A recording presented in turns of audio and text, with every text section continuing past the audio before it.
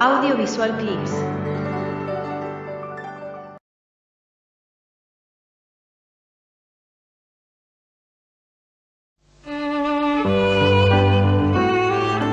Hablaremos de Juana Azurduy.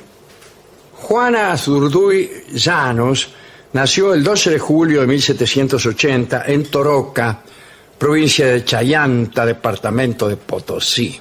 Bueno, era hija de una indígena y de un criollo, Eulalia Bermúdez y Matías Azurduy. Tuvo un hermano, Blas, fallecido prematuramente, y una hermana, Rosalía. Parece que Juana creció realizando tareas rurales consideradas para varones en aquel entonces. Aprendió muy pronto a montar a caballo, a trepar con destreza a los árboles y a defenderse sola.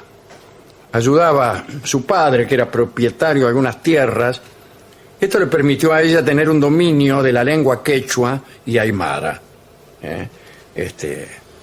Ella usaba estas lenguas para comunicarse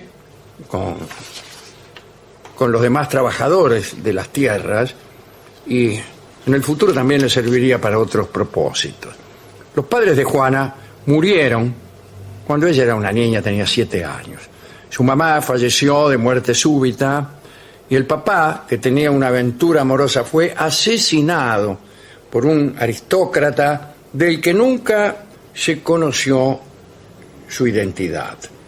Al quedar huérfanas, Juana y su hermana Rosalía vivieron un tiempo con los tíos y luego, por problemas de disciplina con sus tutores, enviaron a Juana al convento de Santa Teresa. Allí fue educada para consagrarse como monja, pero pronto descubrió que ese no sería su destino. Tras discutir con la madre superiora, fue expulsada del convento. A sus 22 años, 1799, Juana se casó con Manuel Asensio Padilla, hijo de una familia criolla vecina con quien compartía ideales de libertad. Tuvieron 5 hijos: Manuel, Mariano, Juliana, Mercedes y Luisa.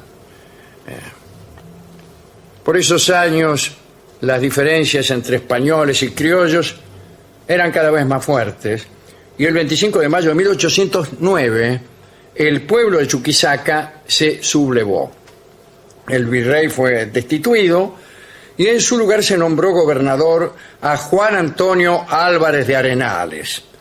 Juana y Manuel se unieron al ejército popular, decidieron tomar las armas para hacer lo que se conoció como la Revolución de Chuquisaca, que terminó con el arresto de Juana y de sus 4 hijos, y también con la confiscación de todas sus tierras por parte de los realistas. Pero Juana Azurduy dio muerte a sus guardias y huyó.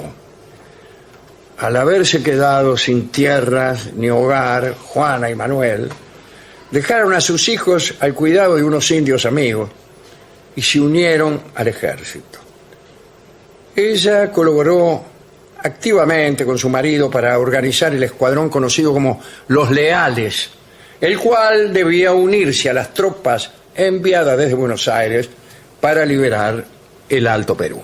Durante el primer año de lucha, Juana se vio en combate en muchas ocasiones, ya que la reacción realista desde Perú, desde luego, no se hizo esperar.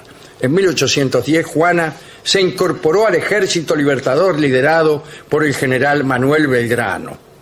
Belgrano quedó muy impresionado por el valor en combate de Juana y ella con el marido participó en la defensa de Tarabuco, La Laguna y Pomabamba.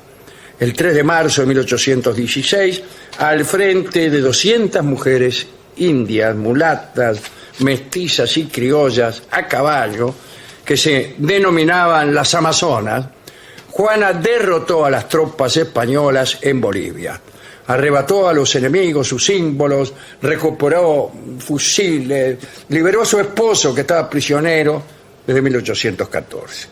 Manuel Belgrano entonces le entregó su propia espada y Azurduy fue honrada con el rango de teniente coronel por su heroica defensa de la hacienda de Villar. En este combate, ella misma mató al jefe realista. Se dice que en los enfrentamientos vestía una túnica escarlata con franjas de oro, un birrete con adornos de plata y plumas blancas. Juana Azurduy fue una de las comandantes libertadoras del Alto Perú. Su ejército popular, peor armado que las tropas realistas, pero infinitamente más bravo, se enfrentó en una de las mayores batallas que debieron soportar los colonialistas. Su accionar no fue en soledad. Contaron con al menos 10.000 luchadores, aunque solo una pequeña parte eran soldados regulares. La mayoría eran gente del pueblo que andaba por ahí, ¿no? Juana vio morir a sus 4 hijos de paludismo y de malaria, que es lo mismo, ¿no? Creo. Y combatió embarazada de su 5ª hija, Luisa. Fue herida durante la batalla de La Laguna por 2 proyectiles en una pierna y en el pecho y quedó viuda cuando su esposo intentó rescatarla. A Manuel lo degollaron con el filo de un puñal. En el pueblo de La Laguna los realistas exhibieron la cabeza de Padilla en una pica junto a la de una mujer, una amazona que fue ejecutada porque sus verdugos la confundieron con Juana, mirá vos. Juana quiso volver por Manuel y no la dejaron porque estaba herida y porque temían un nuevo enfrentamiento. Sin embargo, poco después se salió con la suya. Reclutó un centenar de hombres, muchos pertenecientes a pueblos originarios, y a ellos se sumaron 100 amazonas. Entraron a sangre y fuego al pueblo de Laguna, y una vez allí Juana tomó la cabeza de Manuel, que estaba llena de gusanos y picoteada por los cuervos, yo qué sé, y la llevó hasta la iglesia. Depositaron la cabeza en el altar y celebraron una misa con honores. Luego Juana se unió en la defensa del norte bajo los servicios de don Martín Miguel de Güemes. Y ahí desarrollaban la guerra irregular, ¿no? Esperando la ofensiva libertadora que completara la maniobra sanmartiniana. Miles de rebeldes altoperuanos se replegaron hacia las provincias, hoy argentinas, ¿no? Y de ahí salieron los congresales que representaron al Alto Perú en el Congreso de Tucumán de 1816.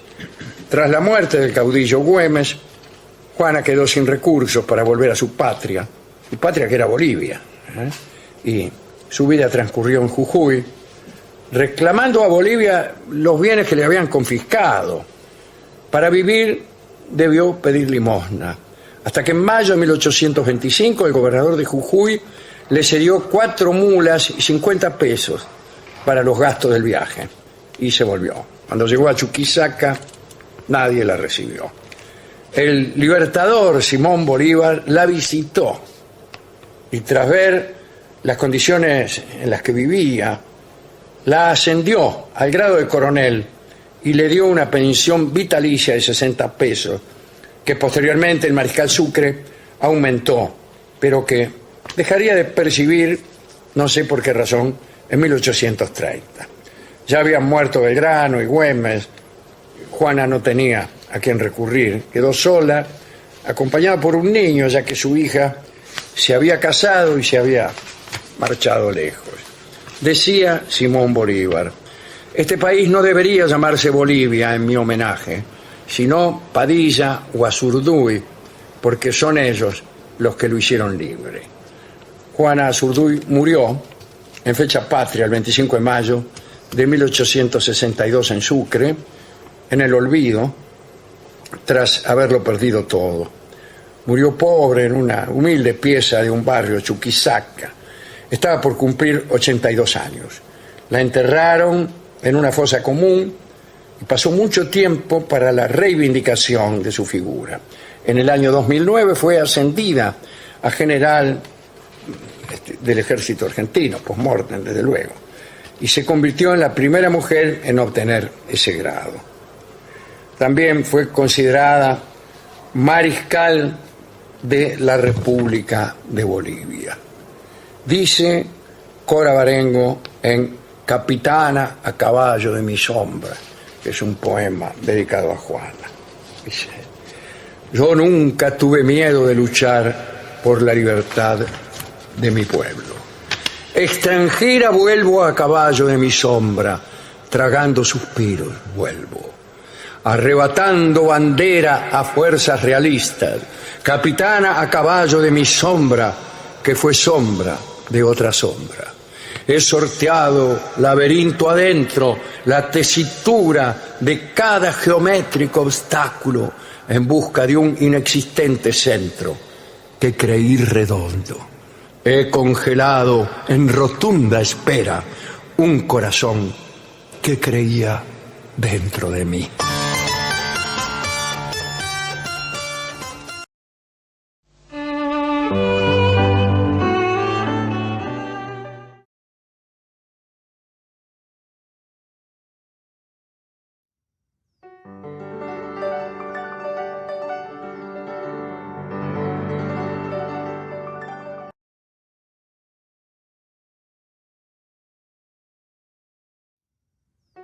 Gracias por ver y escuchar este video, y no olvides suscribirte para recibir las notificaciones de nuevos videos todas las semanas.